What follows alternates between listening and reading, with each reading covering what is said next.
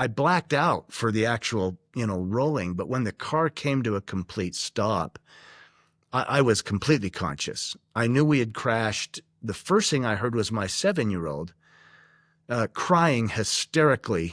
What I've learned is that a spiritual awakening, call it whatever you want, Right. um, the journey inward, it's actually very hard.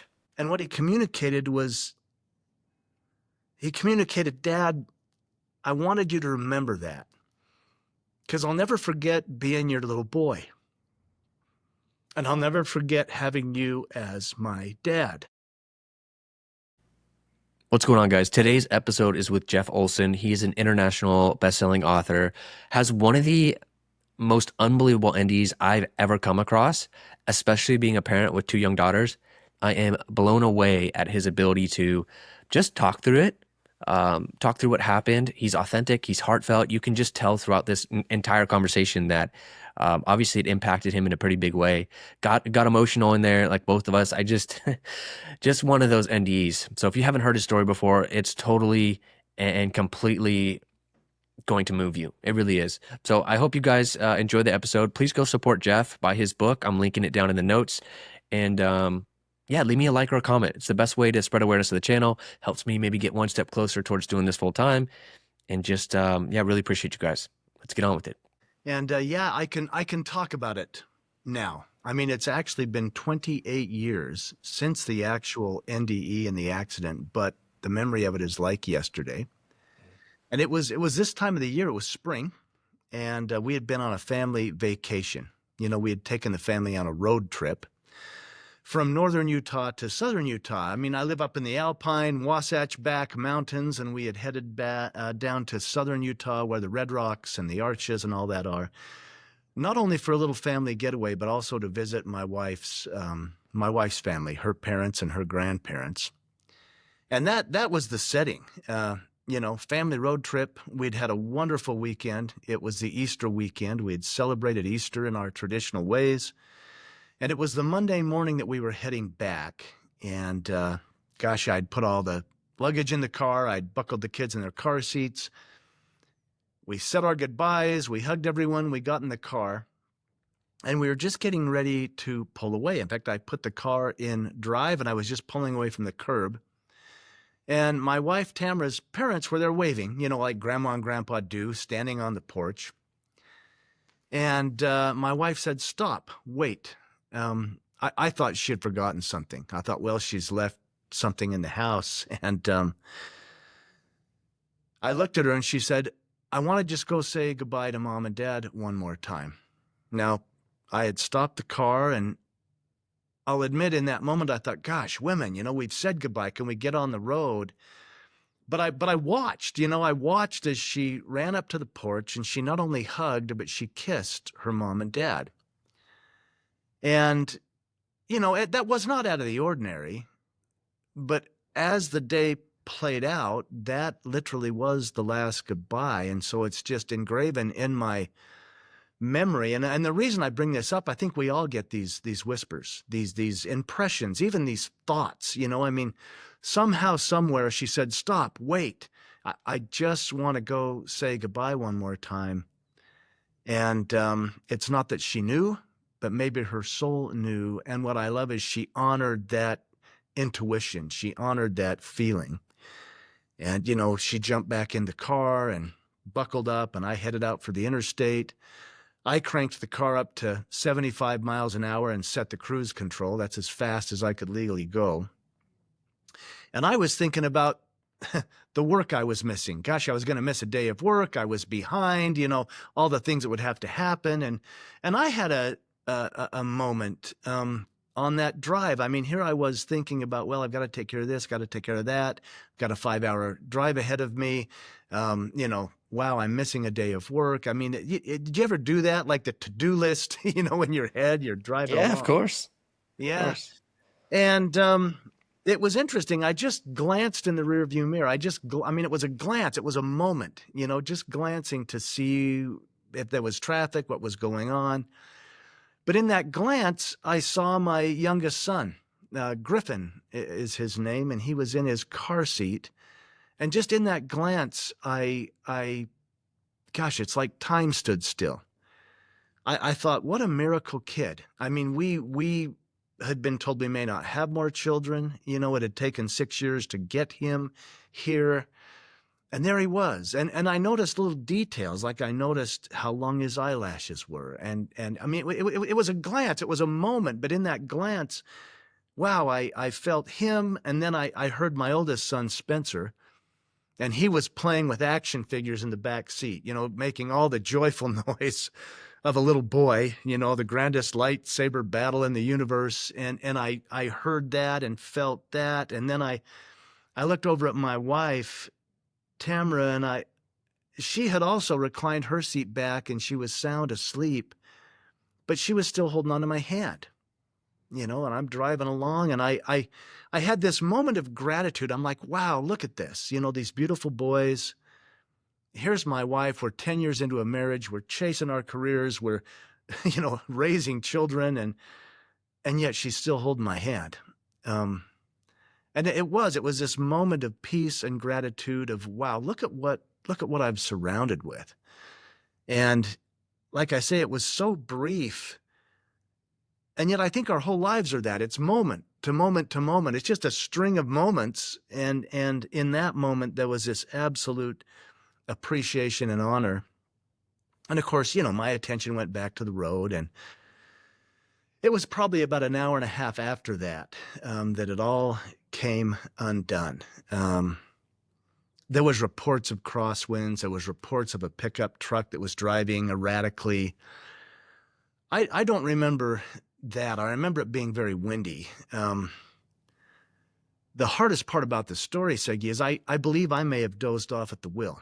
I think I might have just nodded off for a second. And there's no excuse for that.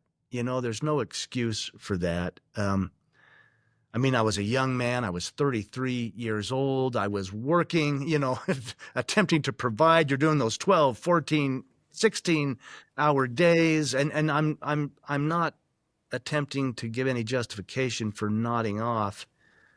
I'm just setting the context of what took place. And in dozing slightly, I swerved to the right. I overcorrected to the left. And in doing so, I lost control of the car. And then the car began to roll, not off the road, but down the road at 75 miles an hour on that hard concrete. And it was a horrible automobile accident. The accident reports say the car rolled no less than 6 or 8 times. I knew we were crashing. I blacked out for the actual, you know, rolling, but when the car came to a complete stop, I was completely conscious. I knew we had crashed. The first thing I heard was my 7-year-old crying hysterically in the back seat. I mean, those joyful noises had turned to hysteria, and my first thought as a father is, I've got to get to my boy. I've got to get to my son. And that's when I realized I couldn't move. I felt like I was pinned either to the floorboard or the seat. I couldn't tell. There was all the broken glass. I was struggling to breathe, and there was pain, but the adrenaline was so big, I really wasn't aware of my injuries. What actually happened is both of my legs were crushed and shattered. My left leg was eventually amputated above the knee. My back had been damaged. My rib cage had been damaged. My lungs were collapsing. My right arm was nearly completely torn out and off. I mean, there was no rotator cuff muscle or anything. Gosh. Yeah, and then the seat belt had cut through and ruptured all my insides. You know, I really wasn't aware of the injuries. I was just the adrenaline. My son was crying. I wanted to get to my son. And that's when I realized that that no one else was crying, and I became acutely aware that Tamara, my wife, was gone, and that Griffin, my youngest son, was gone. And I won't get into the details of all of that, but I knew at the scene of the accident, based on what I saw and what I knew, that they were gone, and they were killed instantly in the accident. And, that's the darkest hell a man could ever be in. I mean, here I was, you know, losing consciousness, couldn't move. I've got a hysterical 7-year-old in the back seat that I can't get to. Half the family's gone. And I was driving the car. I mean, the guilt, the regret, the remorse. It's like, I want those 3 seconds back. What happened? What happened? And I don't share that to be morbid or graphic. That was the setting. And the last thing I remember was hearing people arrive at the scene, and then boom, the lights went out. But as that happened, I felt light. Like it went dark, but then I was surrounded with light, like tangible light. It was almost like a bubble of light. And it felt as if I was rising above the accident scene. And suddenly I could breathe. There was no pain. I was a little confused, like, what is happening here? How can I possibly be okay? And this light was so comforting. And then in this light, in this holding bubble, in this light, there was Tamara. There was my wife, and she was right there with me, and she was gorgeous. She was radiant. She didn't have the injuries that I witnessed in the accident. She was absolutely beautiful, and yet she was emphatic. You got to go back. You can't be here. You can't come with. You got to go back. And I mean, we had this conversation, and we literally discussed the fact that if I stayed with her, Spencer, our oldest son, would be orphaned. And for whatever reason, she could not come back, but she knew I could. Now, I had severe injuries, but it was very emotional. I mean, it was strange. It felt so physical, even though perhaps I was out of the body. But she would push my chest and say, "You can't come. You've got to go back." And then she'd pull me close, and we'd cry. And I mean, it was very very traumatic, even in the peace of this light.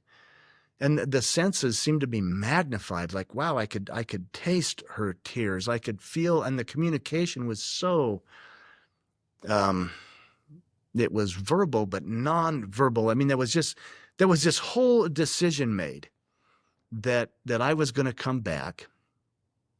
And that's the most profound goodbye I'll ever say. There I was looking at the woman I loved more than life, and yet I knew I had a little boy in the backseat of that car, which was going to be okay. That was communicated, and we made a choice, and I came back. Now, our thoughts are so powerful. I didn't have to figure out, well, how do I go back? As soon as I made that choice, that commitment, I'm going back. Then I suddenly I found myself moving around a level 1 busy ER trauma center, a hospital. And I have no concept of time in this light, this conversation. I later found out people did arrive at the scene. They were able to, one was a doctor, I mean, they were able to see to things, take care of Spencer, my oldest son. He was banged up. He had broken his wrist and his ribs were all bruised. I had to be extricated from the car and airlifted or life flighted to the nearest level 1 trauma center. I didn't know any of that. I just knew we'd crashed the car. I'd said this profound goodbye, and now I'm moving around the hospital. I'm seeing and feeling everything. Like it's almost like I had 360-degree awareness of the doctors, the nurses, even the other patients, the families of the patients. There was what I call a oneness. I was connected to all of it. And yet I was me. But as I moved through, I knew everyone I encountered. I knew them. I knew their love, their hate, their joy, their pain, their thoughts, their motivations. And yet I knew them so perfectly. There was nothing but love. Like a nurse brushed by me. And I mean, they were completely unaware of me, but I could see, feel, and perceive them in such a way. I felt her life. I even felt the abuse she had received as a child. And yet in that same moment, I'm seeing her magnificence. Like, wow, look at her helping, healing, serving in a hospital. Everyone I encountered, I knew them and I saw them. I mean, in my words, I was seeing them as God sees us. I was seeing their magnificence. I knew everything, and yet I was seeing the power and the divinity of their soul. And this went on until I finally came to a man or a body I didn't feel anything from, which I thought was strange. So I stepped closer to take a look, and that's when I realized that was me. I mean, it wasn't me. I was having this profound out of body experience, but there was my body. There was the skin suit, and it was a wreck. I mean, I Mm. was, it was odd, Segi. I looked at my body and I had this profound sadness and this profound realization. It's like, wow, there's my body, and it is so busted up. I mean, Mhm. it was busted up.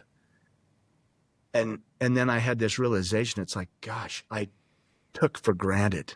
I didn't realize the miracle my body, our bodies are. It's like I never had to remind my heart to beat. I didn't have to Mhm.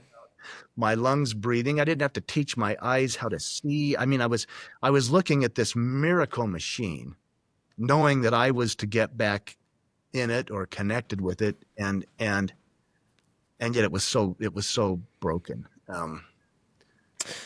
So the initial out of body was with your wife. It was this meeting, and it was this decision.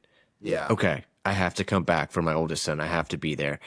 You came back, and then the next thing you know, it's kind of a little bit of a blur, but you're at the hospital, and you thought maybe you were awake, but you're walking around, and then you realize like, oh, I'm still out of body here, still Yeah, not fully that there. that may have been where I realized, wow, I mean, that may have been the realization, like, I am not in my body. It's over. Hmm.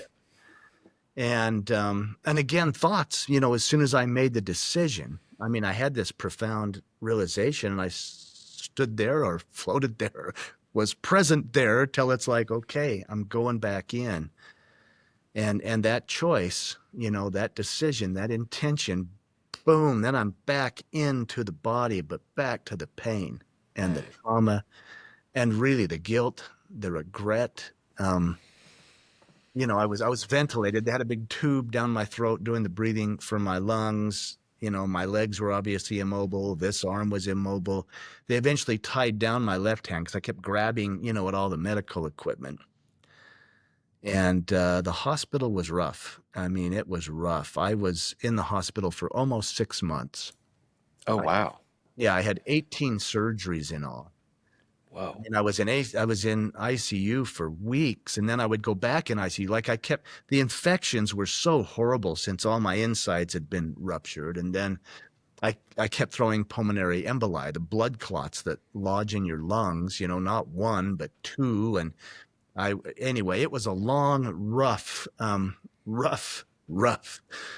time, but I learned a lot. I mean, I learned a lot. I had an interesting experience that I'll share briefly.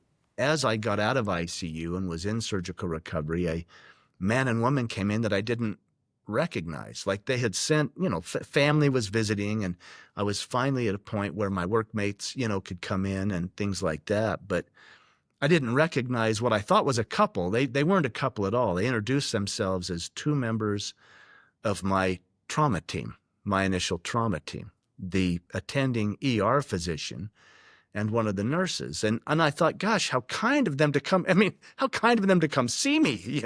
yeah, yeah. And, it was small talk. Gosh, you seem to be doing so well. We didn't know if you were going to make it. And, it was chit chat. And then the nurse became emotional. She started crying, and she sat down by me, and she said, "We've got to tell you why we came." And the doctor was kind of standing off, kind of leaning against the wall. And she said to me, she said, "We experienced your late wife in the operating room. We saw and felt her spirit." Now, I hadn't told anybody what I had experienced. Wow. Well, I had told my mother and my younger brother, and that was about it. And I'm like, wow, okay. And I looked over at the doctor, just kind of intuitively trusting him, and he said, yeah. He said, we saw her and she communicated with me. And I said, wow, what did she communicate? What did she say? And he said, well, she simply shared her gratitude for what we were doing to save your life. And I burst into tears. I'm like, how, of course she did. That's exactly who she was. But they didn't know I'd made a deal. They didn't know that we'd had this conversation. And there she was in gratitude, thanking them, for all that they were doing to keep me alive. And the doc and I became good friends. I mean, I eventually shared with him what had happened to me, because I thought, if he, he's a doctor. If I'm nuts, he'll put me in the psych ward and get me the help I need. Sure. Had you heard of NDEs before this or anything like that? Um, not really. I mean, I came up through a religious faith, a Christian, conservative Christian faith. I believed in the other side. I believed in a soul. Um, but I really hadn't read or known much of near-death experiences. I wasn't well versed. I didn't really know what had happened, and I trusted the doc. I mean, when I shared with my close family members, I mean, of course they're supporting me, but here was a stranger, basically. And he Yeah, was, that's interesting. You could see your parents doing that, right? Like, okay, like kind of, but oh to yeah, have these yeah, strangers come in and say, look, this happened to both of us. That's right. fascinating. Never heard that before. So that was a side. And Dr. Jeff O'Driscoll, we have the same first name. He's talked about it. He's written about it. He's Wow. shared it openly, which takes such courage for a doctor to say, hey, it was, It does. yeah, there was some stuff going on. And perhaps the most powerful experience was at the end of my hospital stay. I mean, it's worth pointing out, because I understand all the skepticism. Like, okay, you were injured, oxygen was shutting down to your brain, you began to hallucinate, but here were clinicians that experienced, they weren't dying, the oxygen wasn't shut down to their brain, and they were Hmm. experiencing something at the same time I was. But at the end of my hospital stay, and as I'm pointing out, like, the most profound experiences were at the scene of the accident, before morphine or narcotics were administered, because I had a lot of drugs during that first, Sure. Yeah. those first few weeks in the hospital. But then at the end of my hospital stay, when I was off of the heavy narcotics, in fact, I was out of ICU, out of surgical recovery, out of regular hospital. I was in the rehabilitation wing. I was actually about ready to come home. And I was finally able to sleep on my side. They had stabilized the abdominal wounds, and I had a colostomy bag. I mean, I was able to sleep on my side, which was my natural way of sleeping. I'd laid so long on my back, I'd rubbed all the hair off the back of my head. I was bald on the back of my head. My brothers were giving me all kinds of grief about that, and but here I was, and I rolled on my side, and I fell asleep. But it was a strange, like, I was conscious that I was sleeping peacefully. I even thought, wow, I'm sleeping peacefully. I don't know that I've slept peacefully since I came to the hospital, but I was aware that I was sleeping peacefully, even though I was sleeping peacefully. And then I consciously felt that light come again, just like at the scene of the accident. This light comes, and I had been in such grief. I mean, the physical injuries were one thing, but the emotional grief was so traumatizing. Um, I had just been with that, and I had lamented my youngest son and what had happened. And anyway, this is the state I was in when this light comes. And always the light was so comforting. And again, it felt like I was rising, above the hospital bed. But this time the light, it dispersed. It went away. It opened up. It was like fog just going away. And I was in the most incredible place. Um, People use words like heaven or the other side or the spirit world, or the only word that comes close to what I was experiencing is I was home. It's like I was home. It's like it felt so welcoming and so familiar. It's like I was home. and I was whole. I had both legs, both feet. I began running. I mean, the joy, the bliss. I am home and I am whole. And it felt so physical. Like I could feel the energy of the ground beneath my feet. I could feel the intelligence in my toes and calves and thighs. I mean, I was more alive than I had ever been. And I'm running, joyfully thinking I'm home. And then I had the knowing, or I suddenly knew I was not there to stay. And there was this corridor off to my left. Like I knew intuitively I'm to go that way. I'm to go down there. And so I began making my way down this corridor. And at the end of the corridor was a crib. And Griffin, my youngest son, he was only 14 months old at the time of the accident. He was just a toddler. And he was still sleeping in a crib. Now, gosh, he was to the point he was starting to sneak out of it and get into mischief around the house, But there was this crib, so I raced to the crib, and I looked in, and there he was, sleeping perfect, beautiful. I mean, it was just like when I looked in the rearview mirror. There was my son, and I noticed the details again. Gosh, look at his hands.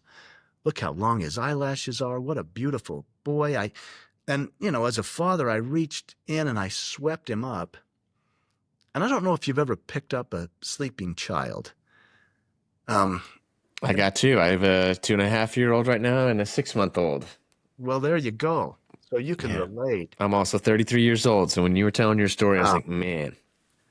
You are right there. There's no accidents. Yeah, you are my age when this happened. 2 children. Mm-hmm. But yeah, the weight and the heat of picking up your little ones when they're sleeping, And I was experiencing all of that. I'm like, the weight and the heat of him, and I could feel him solid against me. I even thought, how can this be? And I had these questions and answers would come in. I was thinking, how can this possibly be? I could feel him breathing. I could feel his breath on my neck. I leaned over and I smelled his hair, and I'm like, this is my boy. I'm holding my son. And this thought of how could this possibly be? It's like that it just raced into me that even spirit is matter, that, everything is tangible. It's just more refined. And there was all this information coming in, and I held him and I began to weep, and I felt this presence behind me, this overwhelming, cosmic, wise, powerful presence. And it's coming closer and closer as I'm holding my little boy. And I began to be fearful. I had grown up believing that God was going to judge me.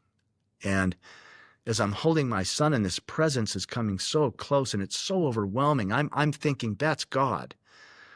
And my little boy is here because I crashed the car. It's like his life was cut so short because I fell asleep or overcorrected, and the presence is coming closer. And I'm weeping, and the presence is right behind me. And I had this thought. The thought was, I hope I can be forgiven. And that's when the whole lid just came off. I mean, and this almost felt physical. These divine arms wrapped around, just held me and my little boy. And it was like a download. I said the lid came off because it's just like all this love and peace and truth came flowing through me. The first communication was, there's nothing to forgive. Everything is in divine order. Now, I'm like, that can't be. I mean, here I am arguing with the divine. That can't be. How can this be in order? He's here. I'm crippled. Half the family's, and then I began to see my life. I began to see my life. I saw my parents divorce. I saw the insecurities that created in me. I saw the bandages I put on the insecurities. I was the kid that was going to make the grade, make the team, get the girl, I was seeing this all so clearly, and yet it was all in love. I would see things and I would think, well, that was a mistake. I didn't mean to do that. And this beautiful being, it was communicated to me. What did you learn? Like there was no judgment. Here I am in the arms of the divine just saying, but what did you learn? What did you learn from that? How did your soul grow? It was all this love. I even saw things and I thought, well, that was wrong. And I knew it was wrong and I did it anyway, you know. And in these beautiful arms, it was communicated, that's your judgment of it, not ours. You are so loved. And we love you as much as the child you hold. And here I am, I'm looking at my boy, like he's beloved, he is perfect, he is divine. And yet I'm feeling that magnified. Yeah, I am perfect. I'm beloved. I'm divine. And I mean, it was a very personal experience, but I felt it ripple out to every living soul. And it felt as if the entire universe was observing this, was watching it, was honoring this, and yet knowing it. And I was a part of that. It's so difficult, Segi, to explain and describe, because as those arms enveloped me, it's almost like me and my son became that, like we all became one. Like suddenly I'm seeing things at a new perspective. I'm experiencing nothing but love. I'm experiencing no judgment, no comparison, just pure joy. And then it's communicated to me about choice. And it was interesting that the words, I was told by this divine being, God, if you will, said, I want you to exercise your will. I want your will to be done. And I'm like, my will? You know, my upbringing was like, it's your will be done. I've been taught that since I was a little boy. It's your will be done. And this beautiful, beloved God, this divine figure said, your will is my will. That's how much you're loved. My will is that you have free will. You get to choose. And I mean, the communication was so pure and automatic and instant and spontaneous, but I was told I could be mad at God my whole life, you know, because this accident happened and the family passed. And that was okay, that I'd be loved anyway. And I could beat myself up for the rest of my life because I was driving the car, and that's okay. I'd be loved anyway. And then there was this new choice, this free will. I was told, you can give your son to me. You can let go. You can exercise your will and hand him over. And then it won't feel like he's been ripped away. It won't feel like it. And your wife too. You can give them. You can exercise your will. And in all that love and all that peace and all that beauty and all that joy and all that everything, I was able to kiss my little boy, and I gave him back. I handed him over, and then you know, then I'm back in the hospital bed, you know, back to the amputation, and I had a brace on my right leg because they were attempting to repair that knee. I mean, this arm was all in a brace, and I had this colostomy bag. I mean, it was, but I had a little different perspective. I mean, it's like, wow, there is so much love. And it was like it was a plan. It's like, okay, this was all orchestrated not to be done to me, but for me. In fact, I had the impression in those divine arms that I had co-created it for the expansion of my soul. And even Tamara and Griffin loved me enough to go, to play out this experience, if you will, of this mortality, this iteration of my soul's journey, that my heart would expand, that my soul would expand. And yet I don't want anyone to think that I had this accident and had these experiences and I was okay. I wasn't, you know, I mean, I grieved as miserably as any man grieves. And it took me a decade to even talk about these things. I mean, I was processing it. I even in that scenario, I thought, wow, I gotta figure out how to get back to work. I gotta go raise my surviving son, Spencer. I gotta, you know, it's all this stuff. And that was a beautiful story. I'll share that, and then we'll get into a conversation. The dialogue's always more interesting than the monologue. But in going home, And my brothers, gosh, I got it, my family. I mean, my brothers, they practically lost their jobs to come and sit with me. I mean, Wow. they were incredible. I'm the middle one, and I have an older and younger brother, and my whole family, even my workmates. I mean, everyone was so supportive. I don't know how people do this if they have to do it on their own. And I didn't have to do it on my own, but my brothers came to take me home. In fact, my younger brother had taken Spencer and my son right into his home, just like one of his own. And in fact, I couldn't go home to my house. I had to go into his home for home health care, for, physical therapy, for all the things that were going to get me functional again. But my brothers came to get me, and they literally had to lift me into a little electric wheelchair that I could drive with my one left hand. And they're taking me home. And Spencer, my son, had seen me in the hospital, but I was under the covers, and he'd climb up and we'd watch TV or whatever. But now I was going to his turf. I mean, gosh, the legs chopped off, my right leg's in a brace, my right arm, the colostomy bag. How do I explain that to a 7-year-old, So I'm worried about him. I'm worried about how he's going to accept this. I was the rough and tumble dad, and we're driving, getting closer to home, and we pull in the driveway. And as we pulled in, I see Spencer looking out the window, watching as my brothers, his uncles, his big, strong uncles, are lifting me, his dad, into this electric wheelchair. And they'd put a ramp so I can, and they were emphatic I'd be independent. You're going to do this on your own. And I'm still learning how to navigate the electric wheelchair. And anyway, I'm thinking, how is Spencer going to deal with this? How's he going to accept this? And I got in the chair and I began to go toward the ramp, and he came running out of the door and he ran toward me, and then he ran right past me, and I thought, oh man, it's too much. How could I expect a child to, this is too much. And so I continued toward the ramp, and then I turned the wheelchair to navigate it up the ramp, and I just looked to see where he went. And he'd actually run across the street, and he began knocking on all the neighbors' doors, and he was shouting, come out, my dad has made it home. Come see my dad, and I looked like a monster in this chair, but I realized that my judgments were not his. And he knocked on all the doors, and he ran, and he threw himself on my lap, which just about killed me because I still had all the sutures from the abdominal repair. But there I was, and I'm sharing this for a specific reason. I mean, there I was in a wheelchair, all busted up, holding my surviving son. And it was no less divine than being on the other side in heaven in the arms of God, holding my son that had passed. I mean, heaven was right here.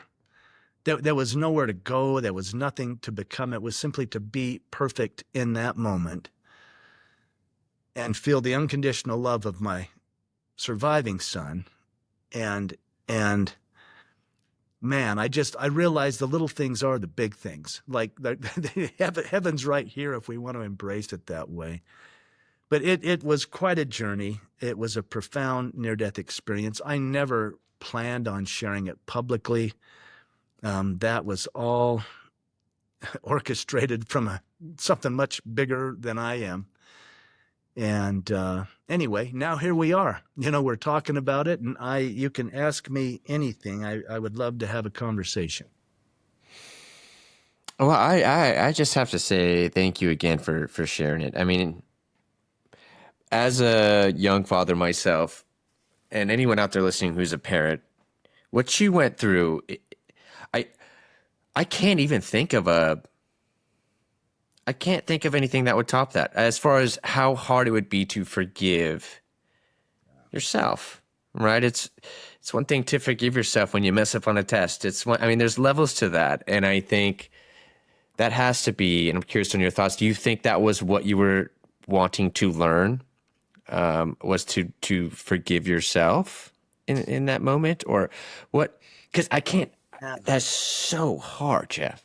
It's hard, and it took years. I mean, it was a decade as I processed this, even with the near-death experience. But yeah, I've imagined this. I've thought about it. I was introduced to a children's book called The Little Soul and the Sun, and it's a Neil Donald Walsh children's book, but I that the concept is there that, yes, gosh, perhaps in my soul's journey, I climbed up on the lap of the divine and said, hey, I want to be like you. I want to expand. I want to be all powerful. I want to be, and I'm sure, and I'm making this up, but gosh, maybe God said, well, what is it you'd most like to be like? And I might have said, wow, all powerful, very, creator.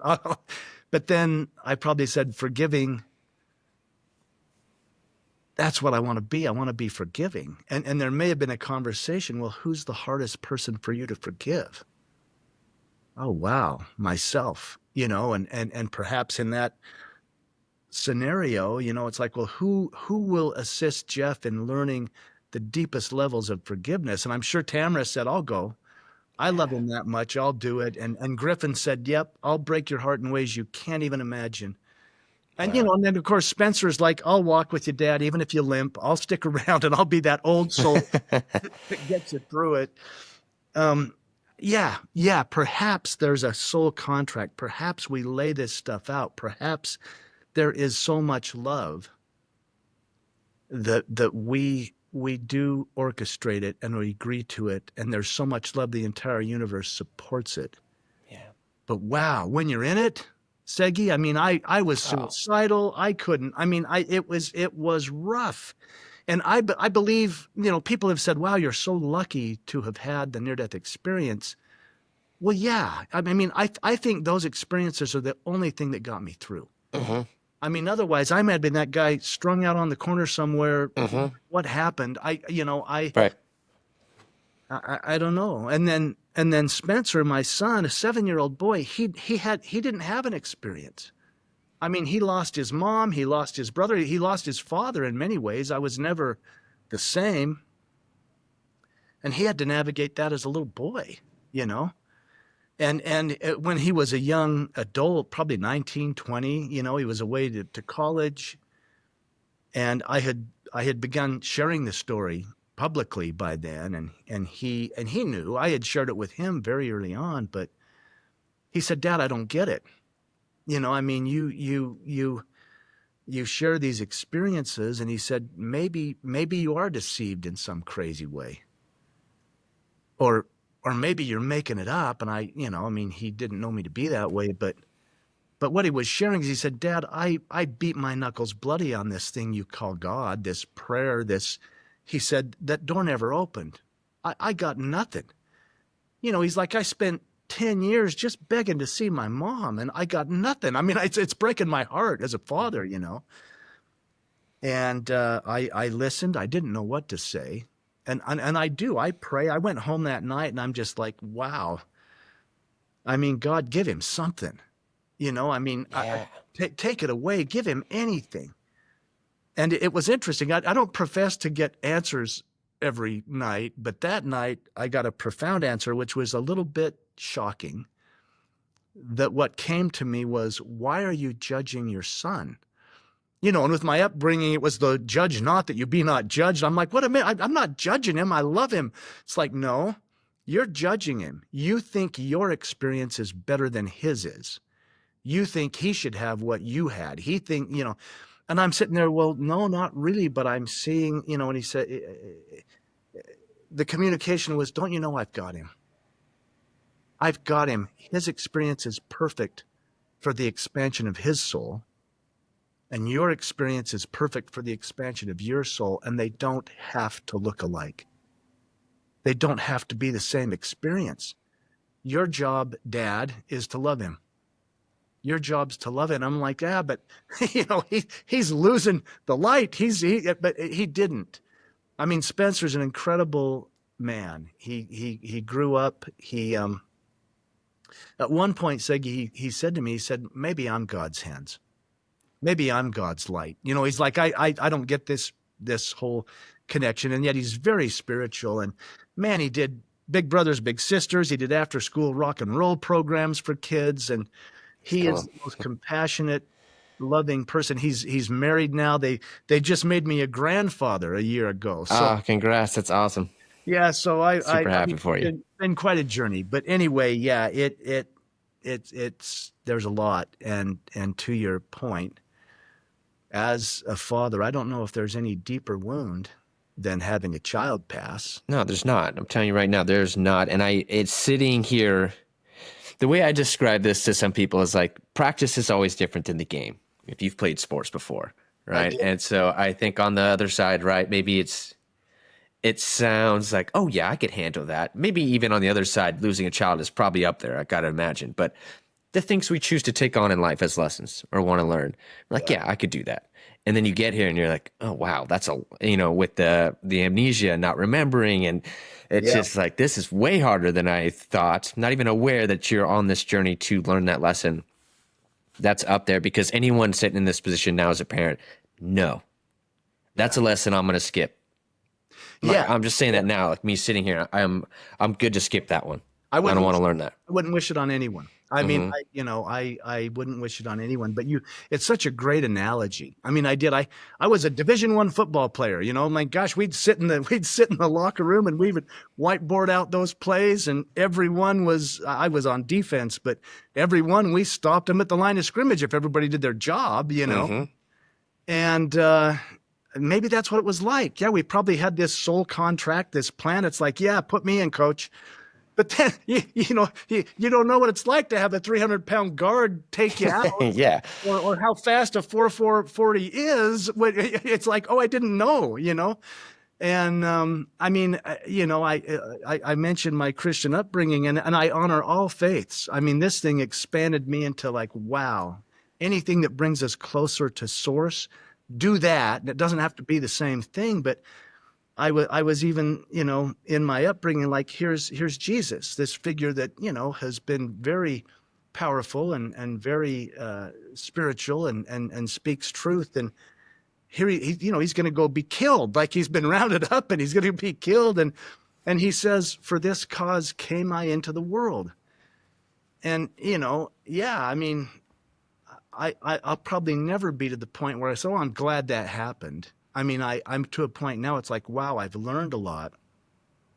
I don't know if you get over it. I've gotten used to it. Mm. But when things, blow up in life, I I attempt to whisper to myself, well, for this cause came I into the world to experience all of it. And there is, if there's a gift in it, it's a deeper capacity to love. It's more compassion, maybe more empathy. But yeah, I wouldn't wish it on anyone. Yeah. And I don't boast of it either. It's like, well, it happened. No, I can tell. It's very authentic. It's just because you're able to talk about it, like you've said it a couple times, doesn't mean it's all okay. And you can talk about it probably because it does bring some hope to some people out there, especially people who've never had the NDE attached to it, right? Like those moments you got to have. There's definitely people out there going about it alone, and Yeah. that's another level. Is there, if God came to you today and said, "All right, Jeff, it's time. It's time to go back." Is there anything where you're like, "No, no, no, it's actually not done yet"? Do you feel like there's some things you still have to do here, want to do here? Well, what a great question. I mean, it's funny. I have no fear of death. I'm like, you know what? I look forward to it. People think I'm a little bit morbid, 'cause it's like, yeah, I'm good any time. Wow, do I want to see my grandchild grow up? Boy, is that something that might hold me here. However, if God came, if it was like it's your time, I would peacefully make that journey. I would send love, and I would know this. And this, I mean, gosh, my family who has passed, they are so near me. I mean, I think they're watching over me. I think they're cheering me on. I think they laugh at me a lot. And so the reason I could make that journey is it's like, okay, do I get a watch? Do I get to walk with that little man in spirit, and teach and whisper in his ears and guide his footsteps? And yes, I would make the journey. But I also realized that life is so beautiful. I mean, when I was in the arms of God and I was thinking, oh, I've failed the test, I was told life is not a test. It's a gift. It's a gift every day. And man, I watch the sunrise or I watch the sunset, and I think, what a miracle. I mean, people have said to me, "Oh, you must have been spared for some great cause." And I'm like, yeah, to play catch with my son. I mean, it's the little things are the big things. If there's anything in this, man, hug the people you love. I mean, kiss them, tell them, leave nothing undone. You don't always get tomorrow. And yet let's pray in presence that you get a lot of tomorrows, that we all get a lot of tomorrows. But every day truly is sacred, and every experience is for our soul's expansion. And it's all love. It's all a gift from God. It's a gift from the divine that our souls expand and know and experience. And it's in love. I experienced no judgment, and that was a shift for me too. What a great reminder. Yeah. Well put there. I'm sure with this story, Jeff, you've had a lot of people maybe through the interviews you've done, maybe reach out to you, have also gone through what you've went through in losing a child or a loved one. For those who can't or haven't had this experience or don't feel connected to spirit in the same way that you do, what's the first thing you kind of tell a parent like that? Because I'm sure you want to be like, hey, they're not gone. They're on the other side. They're okay. They're surrounded by love. They're in this, like, you want to explain that probably naturally as a parent, knowing what they're going through. But if they don't feel that, just curious, how do you start that conversation with them? That's such a great question. And I watched this in my own son. I mean, Spencer, little boy, and people would come and say, "Oh, your mom is in a better place." And he'd say, "No, she's not." I mean, the best place for her to be is right here with me. And so I saw that. There's not, for me, I don't give advice, I mean, I can love them, I can hold them, and I simply say, keep breathing. Just keep breathing and feel it. I mean, I feel like, I had a lot of doctors and medical, boy, let's put you on something. Let's get you through this. There's some medicine you can take. And I was like, no, I want to feel it all. I want to feel it all. The only way to heal it is to feel it. And so for those people, gosh, let's just hold them. Let's let them have the experience. And I get it. I mean, I had these profound things, but you know what? The arms that held me are not here.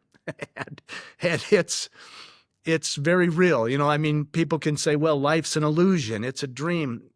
It doesn't feel like an illusion when you're in it. It hurts, and it's deep, and it's real. And, yeah, so when that happens, I don't try to convince anyone of anything. I simply say, look, I love you. We can sit here and cry. We can sit here and talk. We can sit here and do nothing, because nobody can walk the journey but you. I mean, nobody can walk it for them. And I trust some of these, experiences may assist people to get through it. But yeah, it's a journey of courage, and it's a journey that must be walked by the individual. And I was lucky enough to have a lot of support. And so now it's like I can be support. I can listen. I can hold space, as you will. Hold space while they have the experience. I love that.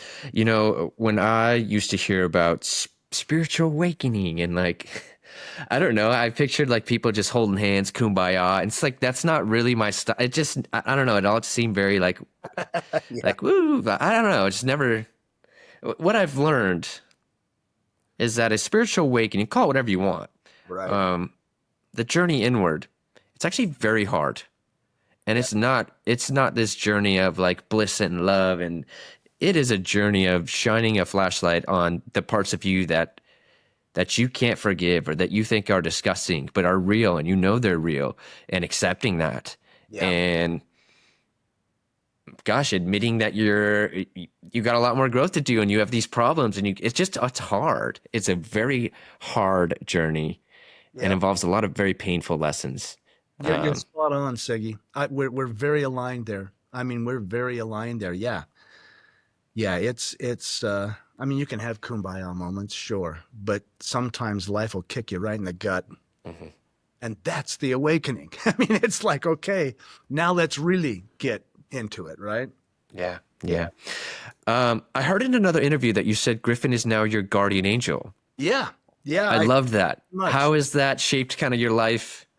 I mean, maybe being a grandfather now, like how is that coming to play? I'd love to hear a little bit about that. You know, it's a beautiful thing. I mean, I held him as an infant. I held him as an infant in my experience, that initial near-death experience.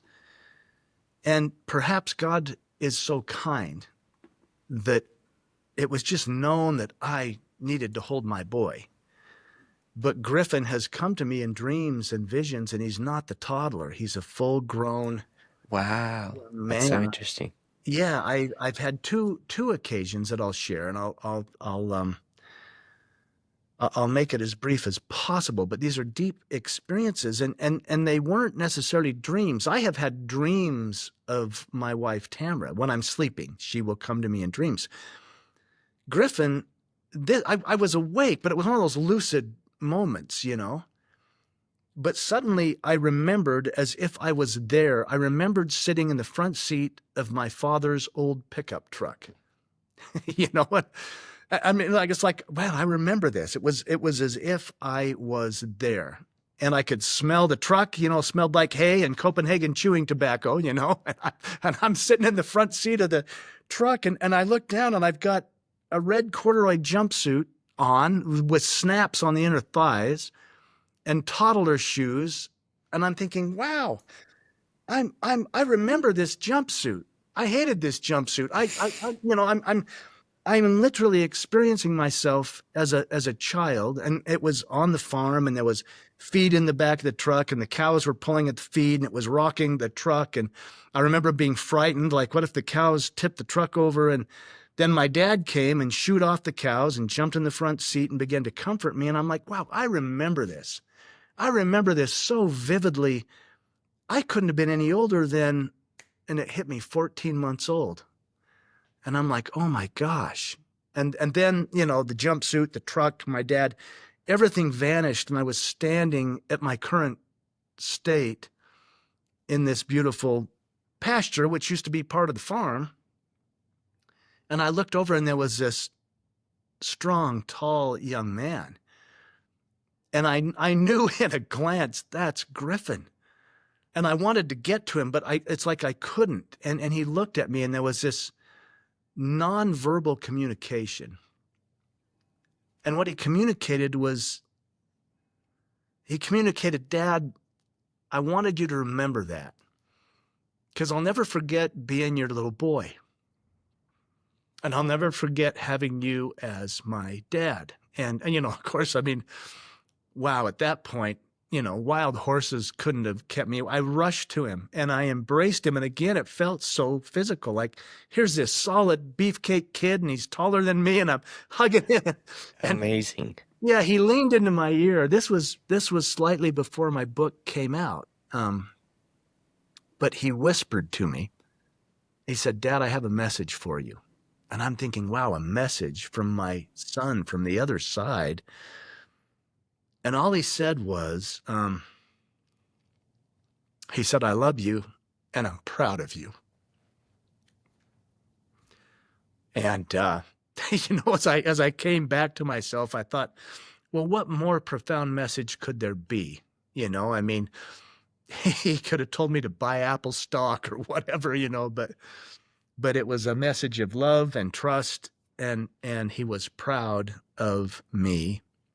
And I mean, it's so big. You're a dad, you know. It was so, yeah, from this guardian son. And the other experience I had, which was less visionary, unless it wasn't, but it's so funny. I was asked to speak at the local high school, and I'm ashamed to admit that I didn't realize this, but they wanted me to come speak on you know, motivation, tenacity. How do you pick up and put on your pants and get on with life when hard things happen, you know? And I was honored to do it. I really was. Yeah. It was not going to be a spiritual conversation. It was going to be about, you know, how to man up and get on with life. Right. So I'm there at the high school, and I went early. And there was a little atrium there, and actually my son would have gone to that high school. And I sat there in the little atrium, and and again, I'm ashamed I didn't even realize it when they asked me. I began counting the years. How many years has it been? And it hit me. This would have been his graduating class. He would have been 18 years old. Wow. Yeah, I'm going to be talking to the kids that would have been his girlfriends and his teammates and his buddies. I mean, it just rushed. Oh, wow. It just rushed over me, and I didn't see him, but I swear I felt him sitting right next to me, and I almost felt like, his arm around me, and he was like, "Yep, Dad, it would have been a big day for us," and those would have been my girlfriend and my teammates, and oh, I couldn't hold back the tears, and it was time, like I had to go, like I got to go take the stage. I'm supposed to address this graduating class. And wow, I was sitting there, as they all marched in their caps and gowns, and I was looking in the eyes of what would have been his girlfriend or his buddies. It was so emotional, but I could feel him. I didn't see him, but I felt him right there. And the speech was different than it maybe was planned to be. But anyway, yeah. So that's just two occasions. Gosh, you got me crying, Sig. You made me tear up twice already, man. I go back there, but there's been so much love. So yeah, they are there. He is my guardian, and I think he probably orchestrated that for me. He didn't need the graduation ceremony. He had graduated. He had already moved on from this realm. But it was cool. And after the speech, gosh, I got to hug those kids and wish them well, and it was a beautiful experience. It really, truly was. Wow. Yeah. This has been a special interview. I don't know. Your vulnerability and your ability to talk about this stuff and just the stories you've shared, Jeff, I know without a shadow of a doubt, they have impacted a lot of people out there. So just if anything, know that. I know that this really is a journey about yourself and healing and forgiveness and all those good things. But I definitely think you're making a big impact out there. So thank you for that. I'm going to ask you one final question. And I guess it's this, like looking back on your life now, is there one thing, if anything, and maybe not, but that you wish someone would have told you in your early days of grief? That now seeing it now, you're like, yeah, I feel like anything there? And I did have people tell me this. You're going to make it. You're going to be okay. You're going to be okay. You'll find purpose in it. And maybe that's why I do these interviews. Maybe that's why I wrote a book. Maybe that's why I take a speaking thing. If I can make something positive out of the whole crazy mess, then that heals it, that assists in lifting it and lifting others. One thing I was told, and I'll repeat it, these aren't things I wasn't told, is trust yourself. Trust the courage of your heart. Trust the courage of your soul. Trust the process of life, because this will expand you, and the wisdom you get is the gift. One of the dreams I had about Tamara, my wife, is I was really struggling in life. I had made bad decisions. Things were hard, and I was sleeping, but she came to me in a dream, and she was joyful. She danced around me. She put her arms around my neck. She kissed me, and then she looked at me and she verbally said in the dream, all that exists here is wisdom. And then the nonverbal communication began again, and that happens a lot, I think, in these scenarios. But what she said is, it doesn't matter what you did or what you didn't do or what's happening. There's only wisdom. What you're learning is what you get to take with you. So if someone had told me, stop asking the why questions and just ask the what. What am I learning? What is my soul expanding in? And what can I do for someone else? Here's the key. When I was really hurting, I found the biggest relief came as when I could do something for somebody else. And I would I would go to a quiet place and simply ask, whisper to myself, what can I do for someone else today? And I promise the images, the ideas, they would just flow in. You know, it might be call your mom. You haven't talked to your mom in a week. You know, it might be a simple thing, but those little things are big. And if someone had told me, gosh, serve others, trust yourself, keep breathing, and there's only wisdom. You're only here to learn. That would have really supported me, and it did. I've had those things whispered and told, but that's what I would share. I've learned so much from you today. I mean, I really genuinely enjoyed this podcast with you and you sharing your time with me. I respect you a lot, Jeff. I want you to know that. Respect you a lot. Where can people find out more about you? I know you have 2 best-selling books on Amazon. I will link them in the notes. Where Are You is your newest book, as well as Knowing.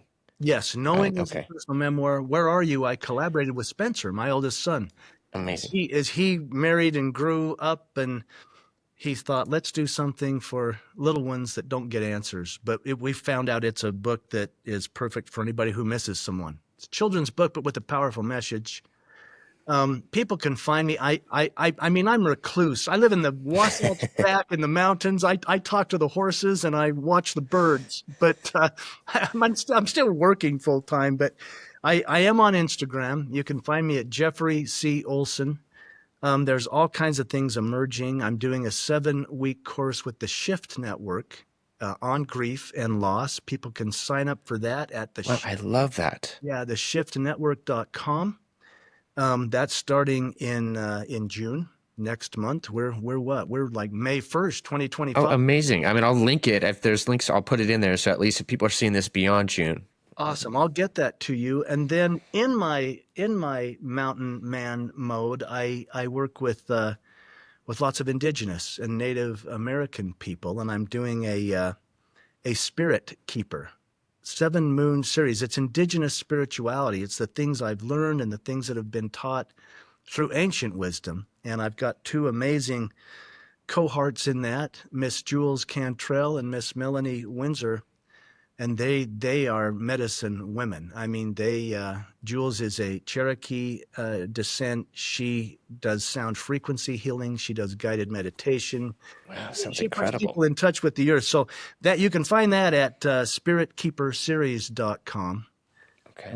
Gosh, I sound like I'm an ad. These are Not just, at all. This is great. These are things I'm doing. These are things that are happening, and I would love to have people connect. They can go to my website, which is envoypublishing.com, ENVOY publishing.com, and there's a contact us. I look at all those emails myself. If somebody's struggling, if somebody's hurting, if someone wants to reach out, I look at those and I will respond. And that's really what I'm here for, is to support people who are on that journey.